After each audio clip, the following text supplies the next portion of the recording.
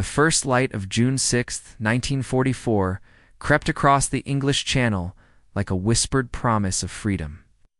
Lieutenant Colonel James Earl Rudder stood on the deck of the USS Satterley, watching the ghostly silhouettes of 250 ships emerge from the pre-dawn darkness. In just hours, these vessels would deliver the largest seaborne invasion in human history to the beaches of Nazi-occupied France. The sea was rough, waves crashing against the hulls with a violence that matched the storm brewing in every soldier's heart. Private First Class John Barnes, barely 19 years old, clutched his rifle and tried to keep his breakfast down as the landing craft pitched and rolled. Around him, members of the 2nd Ranger Battalion checked their equipment one final time, their faces painted with camouflage and determination. General Dwight David Eisenhower had made the most crucial decision of the war just 24 hours earlier. The weather had been terrible, storms lashing the English coast and threatening to postpone Operation Overlord indefinitely. But his meteorologists had spotted a brief window of opportunity, a temporary break in the weather that might last just long enough to get the invasion force ashore. "The eyes of the world are upon you," Eisenhower had told the troops in his final message.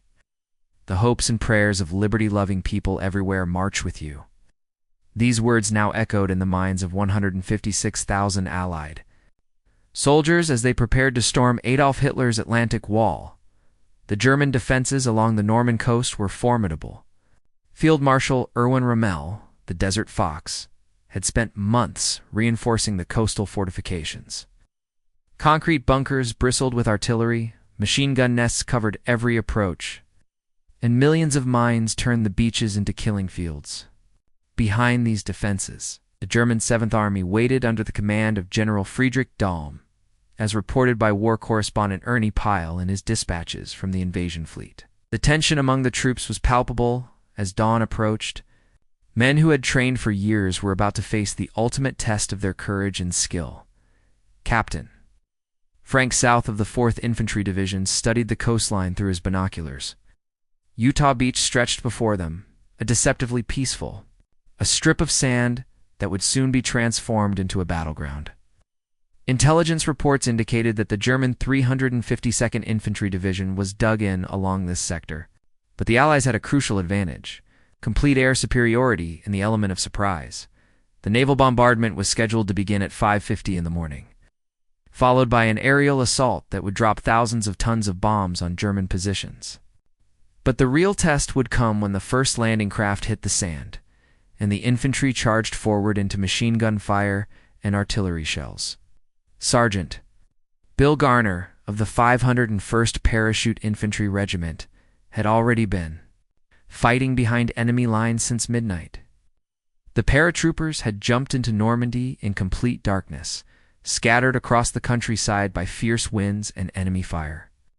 Their mission was to secure key bridges and road junctions, preventing German reinforcements from reaching the beaches. The clock was ticking toward a hour, and there could be no turning back. The liberation of Western Europe was about to begin. 3 hours before dawn, on June 6, 1944, the roar of aircraft engines filled the night sky above Normandy. 822 Douglas C-47 Skytrains carried 13,000 American paratroopers toward their destiny behind enemy lines. Among them was Staff Sergeant Harrison Summers of the 502nd Parachute Infantry Regiment, whose hands trembled slightly as he checked his parachute. Straps one final time. The anti-aircraft fire began as soon as the German radar detected the incoming armada. Tracer bullets streaked through the darkness like deadly fireworks. Several transport planes burst into flames before their passengers could jump. The aircraft-carrying Easy Company of the 506th Parachute Infantry Regiment shuddered under the impact of flak.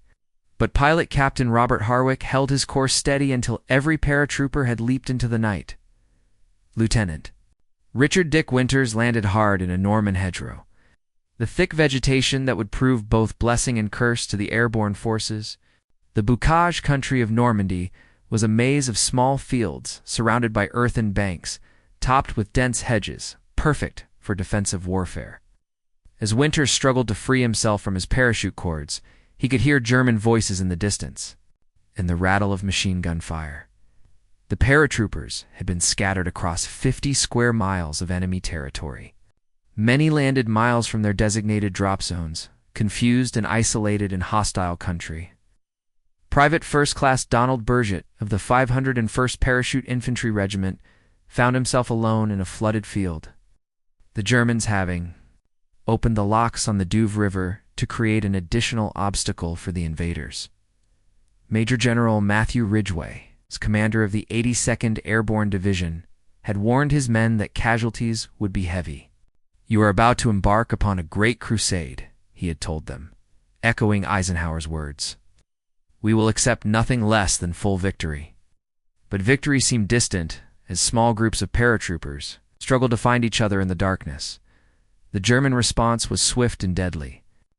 General Wilhelm Falley, commander of the 91st Air Landing Division, was racing back to his headquarters when his staff car was ambushed by American paratroopers. The general was killed in the firefight, depriving the defenders of crucial leadership in the critical first hours of the invasion. Colonel Robert Sink of the 506th Parachute Infantry Regiment had the mission of securing the vital town of Saint-Mire-Église. The paratroopers descended into a community already on high alert, as a house fire had brought German soldiers and French civilians into the streets. Private John Steele's parachute caught on the church steeple, leaving him dangling helplessly while the battle raged below. He would hang there for hours, playing dead while German and American forces fought for control of the town square. Meanwhile, British and Canadian airborne forces were facing their own challenges on the eastern flank of the invasion. Howard led a glider-borne assault on Pegasus Bridge, crucial crossing over the Caen Canal. His men landed within 50 yards of their target, in a feat of precision flying that would become legendary. Within minutes, they had overwhelmed the German guards and secured the bridge intact. The Pathfinder units, who had jumped first to set up navigation beacons for the main force, found themselves fighting desperately to establish their positions. Technical Sergeant James Blue of the 501st Parachute Infantry Regiment landed in the middle of a German patrol and had to fight his way to safety with only his knife and sidearm. As the hours passed, the scattered paratroopers began to coalesce into fighting units. The distinctive cricket noisemakers issued to American troops helped identify friend from foe in the darkness. One click meant challenge, 2 clicks meant reply. The simple device saved countless lives as confused soldiers tried to link up with their units. By 4 a.m, enough paratroopers had assembled to begin their primary missions. The bridges over the Murderette River had to be secured too, prevent German reinforcements from reaching Utah Beach. The coastal guns at Merville had to be silenced before they could devastate the incoming landing craft. And the vital crossroads towns had to be held against inevitable counterattacks. The airborne assault was just the beginning. But these brave men had already begun the liberation of France. At precisely 5:50 a.m. on June 6, 1944, the USS Texas opened fire with her 14-inch guns, sending shells the size of small automobiles, screaming toward the German fortifications at Puant-du-Hoc. The thunderous bombardment marked the beginning of the most challenging assault mission of D-Day, one that would test the courage and determination of the 2nd Ranger Battalion to its absolute limits. Lieutenant Colonel James Earl Rudder watched through binoculars as the massive naval shells exploded against the cliff face, sending tons of rock and concrete cascading into the English Channel. The German battery at Puant-du-Hoc contained 6 155mm guns capable of devastating both Omaha and Utah beaches. These weapons had to be destroyed at all costs. The Rangers were the only force capable of scaling the 100-foot cliffs under fire. The preliminary bombardment lasted 40 minutes, transforming the clifftop into a moonscape of craters and rubble. 8 Royal Air Force squadrons had already dropped their bombs on the position during the pre-dawn hours, adding to the destruction. But intelligence reports indicated that some of the German guns might have survived in their reinforced concrete casements. Sergeant Leonard Lomel of the 2nd Ranger Battalion checked his climbing equipment as the landing craft approached the beach. Each ranger carried scaling ladders, toggle ropes, and grappling hooks fired from rocket launchers. The plan was audacious in its simplicity. Land at the base of the cliffs, scale the vertical rock face under enemy fire, and destroy the guns before they could be used against the invasion fleet. The German defenders, members of the 700th and 16th Infantry Regiment, had recovered from the bombardment faster than expected. As the first Ranger landing craft approached the narrow beach, machine gun fire erupted from concealed positions in the cliff face. Bullets sparked off the steel hulls and sent up geysers of water around the struggling boats. Private First Class Salva Maimon was in the lead boat when it took a direct hit from a German mortar. The explosion killed 3 Rangers instantly and wounded several others, including the boat's coxswain. As the craft began to sink, Maimon grabbed a wounded comrade and fought his way through the surf to the rocky beach. The Rangers who made it ashore found themselves trapped between the English Channel and the towering German grenades, rolled down from above, exploding among the assault troops and adding to the chaos. Staff Sergeant William Courtney fired the first rocket-propelled grappling hook, watching as it arced upward and caught on the cliff edge. Within minutes, Rangers were climbing hand over hand up the swaying ropes, while machine gun bullets cut the air around them. Sergeant Jack Kuhn reached the top first, hauling himself over the edge and immediately coming under fire from a German machine gun position. He rolled into a shell crater and began returning fire with his Browning automatic rifle, providing covering fire for the Rangers still climbing below. One by one, the assault troops gained the cliff top and began advancing toward the gun positions. What they found defied all expectations. The massive naval bombardment had been so devastating that the concrete gun emplacements were completely destroyed. But when the Rangers investigated the casements, they discovered that the guns themselves were gone. The Germans had moved the artillery pieces inland, leaving only telephone poles disguised as gun barrels to fool Allied reconnaissance aircraft. Colonel Rudder faced a terrible decision. His orders were to fire a success signal if the guns were destroyed, but the weapons were nowhere to be found. Without that signal, the follow-up waves of Rangers would be diverted to reinforce Omaha Beach instead of supporting his isolated force. He chose to fire the signal anyway, hoping that his men could find and destroy the real guns before they were used against the invasion. Sergeant Lomel volunteered to lead a patrol inland in search of the missing artillery. Moving through the crater-torn landscape, his small team discovered the 6 guns camouflaged in an apple orchard half a mile from the coast. The weapons were unmanned but ready to fire, their ammunition stacked nearby. Working quickly, Lomel and his men destroyed the guns with thermite grenades, finally completing their primary mission. Meanwhile, the Rangers on the cliff top were fighting desperately to hold their positions against mounting German counterattacks. Cut off from reinforcement and low on ammunition, they would have to endure 2 days of constant combat before relief arrived from Omaha Beach. The assault on Puente Duhok had succeeded, but at terrible cost. That at a terrible cost that would echo through military history. At 6:30 in the morning on June 6, 1944, the first wave of assault troops approached Omaha Beach in their Higgins boats, unaware that they were sailing into the most savage battle of the entire D-Day invasion. The beach stretched for 6 miles between the Vior River and Port-Ten-Besson, dominated by high bluffs that gave German defenders perfect fields of fire over the killing ground below. Captain Taylor Fellers of the 1st Infantry Division, Big Red One, stood in the bow of his landing craft as it approached the sand. Behind him, 36 men of Company A checked their weapons one final time, their faces grim with determination. They had fought in North Africa and Sicily, but nothing had prepared them for what awaited them on the Norman coast. The German 352nd Infantry Division had turned Omaha Beach into a fortress. Concrete bunkers bristled with machine guns, mortars, and artillery pieces, all carefully positioned to create interlocking fields of fire. Thousands of obstacles studded the beach: steel hedgehogs, Belgian gates, and Rommel's asparagus, all designed to rip apart landing craft and channel attackers into predetermined kill zones. Lieutenant Robert Edlin of the 2nd Ranger Battalion watched in horror as the first landing craft hit the obstacles and exploded. The naval bombardment had failed to suppress the German defenses, and now the assault troops were paying the price. Machine gun fire swept the beach like a deadly scythe, cutting down soldiers before they could even reach the sand. The ramp of Feller's landing craft dropped with a metallic clang, and immediately, machine gun bullets began ripping through the crowded compartment. 6 men fell before they could even stand up. Feller shouted, "Follow me," and plunged into the surf, only to be cut down by machine gun fire after taking just 3 steps. Within minutes, Company A had ceased to exist as an effective fighting unit.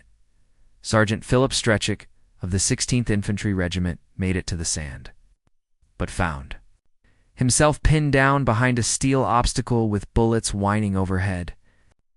All around him, wounded men called for medics who were themselves casualties of the devastating German fire. The beach was littered with equipment and bodies, a scene of carnage that would haunt survivors for the rest of their lives. General Omar Bradley, watching the disaster unfold from the USS Augusta, seriously considered calling off the Omaha assault and diverting the follow-up waves to other beaches. Radio reports spoke of complete disaster and heavy casualties, with some units suffering 90% losses in the first 30 minutes of the assault, but individual acts of heroism began to turn the tide. 16th Infantry Regiment rallied his surviving men with the words that would become famous: "Two kinds of people are staying on this beach, the dead and those who are going to die. Now let's get the hell out of here." His leadership inspired scattered groups of soldiers to begin moving forward despite the murderous fire. Staff Sergeant Harrison Summers, who had survived the paratrooper drop, found himself leading a mixed group of soldiers from different units up the heavily defended Vierville Draw. Using bazookas and Bangalore torpedoes, they began systematically destroying the German strongpoints that had pinned down the assault troops. The breakthrough came when a small group of Rangers led by Brigadier General Norman Cota scaled the bluffs west of Omaha Beach. Cota, at 51 years old, personally led the assault on a German trench system, shouting, "Rangers, lead the way." As he charged forward with a pistol in each hand, his example inspired the scattered troops to resume their advance. Technical Sergeant John Pinder of the 16th Infantry Regiment made 3 separate trips across the fire-swept beach to bring radio equipment ashore. Despite being wounded twice, his communications finally allowed the offshore destroyers to provide accurate fire support, silencing many of the German positions that had dominated the beach by noon. Small groups of American infantry had begun to infiltrate the German defenses. The enemy's carefully planned killing ground was breaking down under the pressure of individual courage and determination. Medic Robert Wright of the 1st Infantry Division treated over 40 wounded men while under constant fire, his Red Cross armband making him a target for German snipers who ignored the Geneva Convention. As the afternoon wore on, more and more American troops made it off the beach and began advancing inland. The German defenders, many of them Eastern European conscripts with little stomach for fighting, began to surrender or retreat. By evening, Omaha Beach was secure, but at a cost of over 3,000 casualties. The bloodiest beach of D-Day had been conquered through sheer courage and determination. At exactly 6:30 in the morning on June 6, 1944, the first assault wave of the 4th Infantry Division approached Utah Beach in calm waters, unaware that navigational errors were about to deliver them to the wrong section of the Norman coast. This mistake, which should have been disastrous, would instead become one of the most fortunate accidents in military history. Brigadier General Theodore Roosevelt, Jr., at 56 years old, the eldest man in the invasion force, stood in the lead landing craft alongside the soldiers of the 8th Infantry Regiment. The son of President Theodore Roosevelt and a veteran of the First World War, he had personally requested permission to accompany the first wave despite his age and poor health. His presence would prove crucial in the hours ahead. The strong current had pushed the entire assault force nearly a mile south of the intended landing zone, bringing them ashore in an area that was much more lightly defended than the planned beach. Instead of facing the concentrated firepower of the German 357th Infantry Regiment, the Americans found themselves opposed by scattered outposts and a handful of concrete bunkers. Lieutenant Colonel Conrad Simmons The 2nd Battalion, 8th Infantry Regiment, was among the first men to reach the sand. As he studied the unfamiliar landscape through his binoculars, he realized immediately that they were not where they were supposed to be. The landmarks shown in the reconnaissance photographs were nowhere to be seen, and the German defenses appeared to be much lighter than expected. General Roosevelt quickly grasped the situation and made a command decision that would save thousands of lives. Instead of trying to move north to the originally planned beach where German artillery was already zeroing in on the empty sand, he decided to expand the beachhead where they were. "We'll start the war from right here," he declared, a phrase that would become legendary in military history. The German resistance at Utah Beach was led by Lieutenant Arthur Jank of the 919th Grenadier Regiment, whose concrete strongpoint overlooked the invasion beach.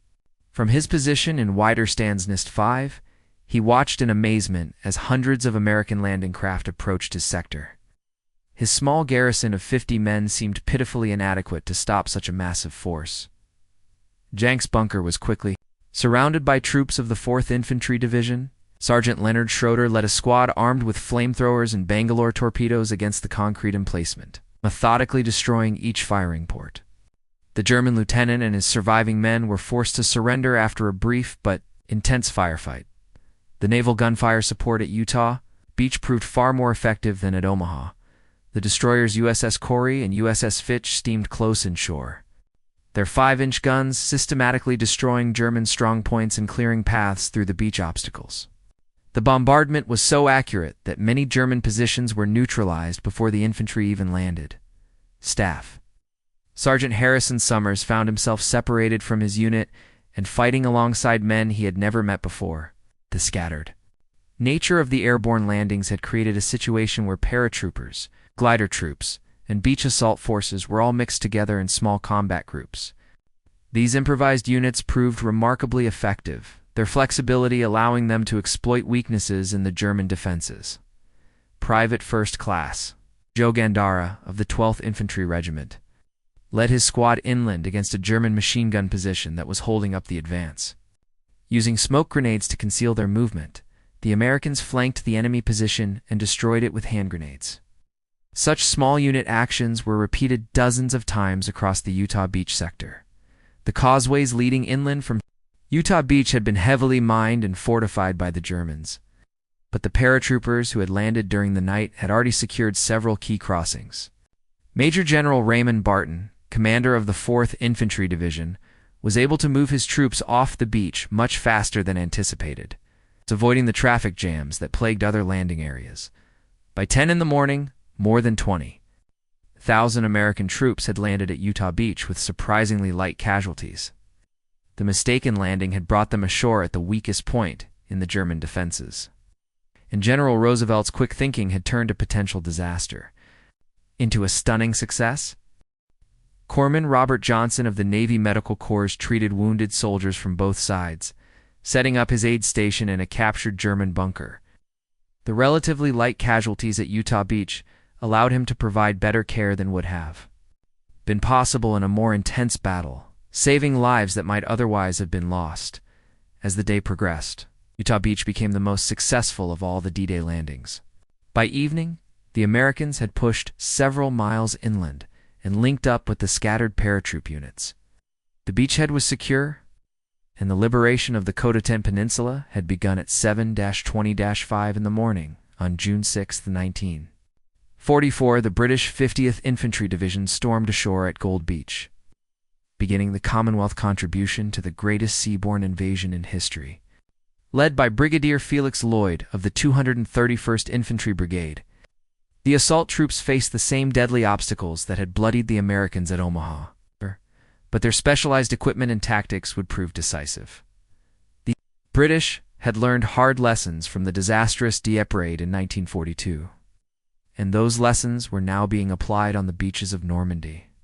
Churchill crocodile tanks, breathing flame and destruction, landed with the first wave of infantry.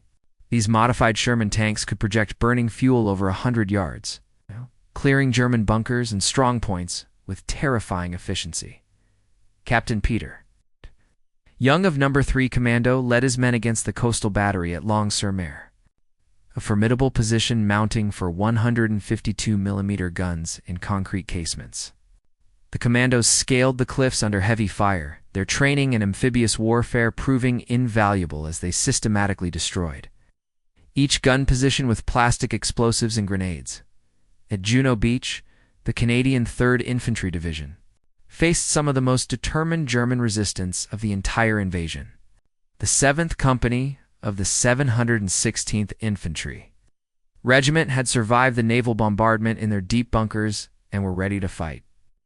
Major Lockie Fulton of the Queen's Own Rifles of Canada led his men across 200 yards of open sand under murderous machine gun fire. The Canadian assault was preceded by specialized armor that cleared paths through the beach obstacles. Avro tanks armed with massive mortar, called petards, blasted gaps in the concrete seawall, while flail tanks detonated mines with their rotating chains. This combination of infantry and armor proved devastatingly effective against the German defenses. Sergeant Major Charles Martin of the Royal Regina Rifles found himself leading a mixed force of Canadians and British engineers against a German strongpoint that commanded the entire beach. Using covering fire from a Churchill tank, Martin's men worked their way close enough to assault the position with grenades and flamethrowers. The German garrison surrendered after a 15-minute firefight at Sword Beach. The British 3rd Infantry Division faced the elite 21st Panzer Division, the only armored unit that would mount a serious counterattack on D-Day. Lord Lovett of the 1st Special Service Brigade led his commandos ashore to the sound of bagpipes played by Piper Bill Millen, whose music inspired the troops even as German bullets whistled overhead. The German counterattack came at 4 in the afternoon, when Colonel Hermann von Oppeln-Brunnikowski led a force of 40 Panzer for tanks toward the beach. The 21st Panzer Division had been held in reserve near Cannes, but confusion in the German command structure had delayed their deployment until it was almost too late to be effective. Lieutenant Colonel Michael Carver of the 4th County of London Yeomanry met the German armor with his Sherman tanks and 6-pounder anti-tank guns. The battle raged across the Norman countryside for 3 hours, with burning tanks and exploding ammunition creating a hellish landscape. Carver's aggressive tactics and superior Allied air support eventually forced the Germans to withdraw. The Royal Air Force provided crucial support for all 3 British beaches. Squadron leader James Rankin led his Hawker Typhoons in devastating attacks against German strongpoints, using rockets and cannon fire to suppress enemy positions that were holding up the advance. The complete Allied air superiority allowed the fighter-bombers to operate with impunity over the battlefield. Sergeant William Harris of the Durham Light Infantry distinguished himself by single-handedly capturing a German artillery position that had been causing heavy casualties among the landing craft. Armed only with a Sten gun and grenades, Harris fought his way through 3 rings of defenders before forcing the surviving Germans to surrender by the end of D-Day. The British and Canadian forces had secured all their initial objectives and pushed several miles inland. The port of Arromanches had been captured virtually intact, providing a vital harbor for the artificial mulberry harbors that would soon be towed across the English Channel. The ancient city of Bior was liberated within 24 hours, becoming the first major French city to be freed from Nazi occupation. The success of the Commonwealth forces at Gold, Juno, and Sword Beaches demonstrated the value of careful planning, specialized equipment, and coordinated combined arms tactics. These lessons would serve the Allies well in the long campaign ahead. As darkness fell on June 6, 1944, the impossible had been accomplished. Despite fierce German resistance, treacherous weather, and the inherent chaos of amphibious warfare, the Allied forces had successfully established 5 separate beachheads along the Norman coast. More than 150,000 soldiers were now ashore in Nazi-occupied Europe, beginning the final chapter of the Second World War. General Dwight David Eisenhower stood in his headquarters at Southwick House, reading the reports from his field commanders with a mixture of relief and grim satisfaction. The casualty figures were lower than the most pessimistic estimates, though, still heartbreaking in their human cost. 10,000 Allied soldiers had been killed or wounded in the first day of Operation Overlord, but the strategic objectives had been achieved. Field Marshal Erwin Rommel, the architect of the Atlantic, Wall was not even in France when the invasion began. He had traveled to Germany to celebrate his wife's birthday and to meet with Adolf Hitler about reinforcements for the coastal defenses. By the time he returned to his headquarters at La Roche-Guyon, it was too late to coordinate an effective counterattack. The German response to the invasion was fatally hampered by confusion and divided command. General Alfred Jodl, Hitler's chief military advisor, refused to wake the Fuhrer when reports of the landings first arrived, believing it might be a diversionary attack. When Hitler finally learned of the invasion at noon, precious hours had been lost that might have made the difference between success and failure. Colonel Hans von Luck of the 21st Panzer Division later wrote in his memoirs that the failure to deploy German reserves immediately was the decisive factor in the UA battle. The armored divisions that might have thrown the Allies back into the sea were held in check by Hitler's insistence on personal approval for their movement, a delay that proved catastrophic. Private First Class Robert Sales of the 1st Infantry Division spent his first night in France digging a foxhole in the Norman soil, exhausted but alive after the hell of Omaha Beach. Around him, thousands of American, British, and Canadian soldiers were doing the same thing, establishing defensive positions and preparing for the German counterattacks that everyone knew must come. The French resistance, coordinated by the Special Operations Executive and the Office of Strategic Services, had played a crucial role in the invasion's success.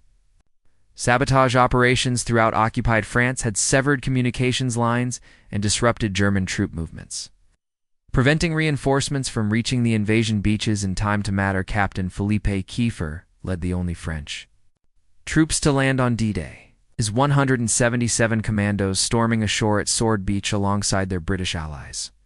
Their participation in the liberation of their own homeland was deeply symbolic, representing the beginning of France's return to freedom after 4 years of Nazi occupation. The artificial harbors, codenamed Mulberry, began arriving off the Norman coast within days of the initial landings. These massive concrete structures towed across the English Channel would provide the logistical support necessary to sustain the Allied armies in their advance across Europe. The port at Arromanches became one of the busiest harbors in the world, handling more cargo than the Port of London. By June 12, 1944, the 5 separate beachheads had been linked into one continuous front, stretching across the Norman coast. The Wehrmacht's opportunity to defeat the invasion in detail had passed, and now the Allies could concentrate on building up their forces for the breakout from the beachhead. The success of D-Day was built on the sacrifices of ordinary soldiers who performed extraordinary acts of courage. Men like Staff Sergeant John Pinder, who died bringing radio equipment ashore at Omaha Beach, or Sergeant Leonard Lommel, who destroyed the guns at PWND Du Hoc, or Brigadier General Theodore Roosevelt Jr., who led from the front at Utah Beach. Despite his age and infirmity, the liberation of Western Europe had begun with the breaking of Hitler's Atlantic Wall. From the beaches of Normandy, Allied armies would advance across France, through the Low Countries, and into the heart of Nazi Germany. The Third Reich, which Hitler had boasted would last 1,000 years, now had less than 11 months to live. The longest day had ended in victory, but it was only the beginning of the longest campaign.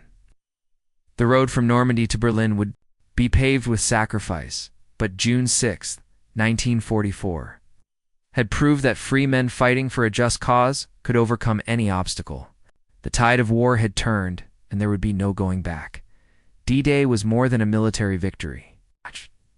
It was the triumph of democratic values over totalitarian tyranny, of courage over fear, of hope over despair. The men who stormed the beaches of Normandy had not just won a battle, they had changed the course of human history.